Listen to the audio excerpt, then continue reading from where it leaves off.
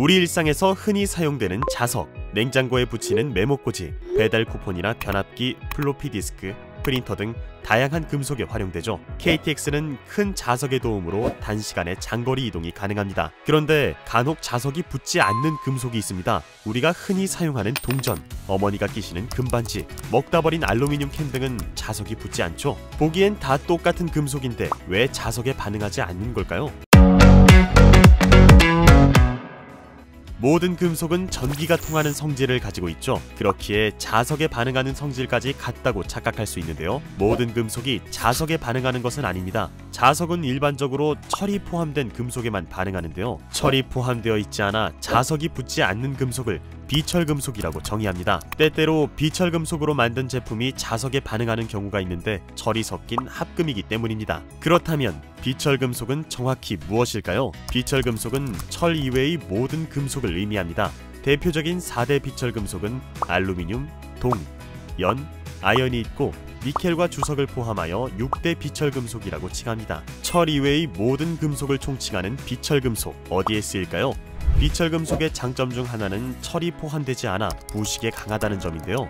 무게 또한 가벼워서 자동차, 기계, 조선, 전기전자 등 다양한 중화학공업은 물론이고 모든 산업에 걸쳐 광범위하게 사용되고 있는 기초 소재입니다. 반도체, 클라우드, 배터리 같은 첨단 제품의 소재에도 사용되죠. 비철금속은 친환경과도 깊은 연관이 있답니다. 환경오염으로 인한 지구온난화의 문제점이 대두되며 내연기관 차량을 대체할 친환경 전기자동차, 즉 전기차 시장이 점점 커지고 있는데요. 전기차 배터리에는 리튬, 니켈, 코발트 등 다양한 비철금속이 사용됩니다. 또한 차체와 샤시, 도어 등 외장재에 들어가는 철강 소재를 비철금속으로 대체하는 업체도 점점 늘어나고 있습니다. 비철금속은 비용 절감에도 매우 효과적인데요. 프랑스 파리의 상징적 건축물인 에펠탑, 철로 만든 에펠탑은 외부에 노출되어 있는 만큼 꾸준한 보수 작업을 거쳐야 하는데요. 1889년 건설한 이후 17차례 보수 작업을 진행했습니다. 네덜란드의 한 철강 부식 전문가는 에펠탑 건축에 사용된 철강재가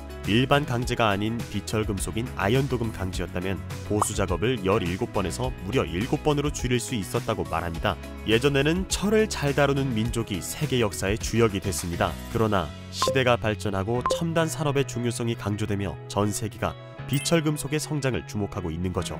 코로나19 시대에 발맞춘 비철금속의 역할도 눈에 띄는데요. 감염이 일상화된 시대에서 항균 특성을 가진 소재에 대한 중요성이 커지고 있기 때문이죠. 비철금속인 동, 그 중에서도 항균 동 소재는 표면에 있는 대부분의 바이러스와 세균을 2시간 내에 99% 이상 박멸하는 특성을 지니고 있어요. 또한 동이 포함된 제균 장치는 감염을 유발하는 대기 속 곰팡이균과 같이 공기를 통해 전파되는 오염물질을 제거해주죠. 사람의 손길이 닿는 물체의 표면 소재로 동을 사용하는 경우 코로나19 감염 예방에 효과적이라는 겁니다. 아연으로 만든 항균 컬러 강판도 마찬가지입니다. 이처럼 비철금속은 지속적으로 변화하는 전 세계 산업 시장에 없어서는 안 될 중요한 자원입니다. 친환경적이고 경제적인 글로벌 자원 비철금속. 이번 시간에는 비철금속이 국가와 산업에 어떤 영향을 미치고 있는지 알아봤는데요. 비철금속은 우리 일상생활 속에서도 다양한 매개체로 활약하고 있어요. 다음 시간에는 비철금속이 우리의 일상에서 어떤 역할을 하고 있는지 알아보겠습니다. 이번 영상은 여기까지입니다. 유익하셨다면 구독과 좋아요 눌러주세요.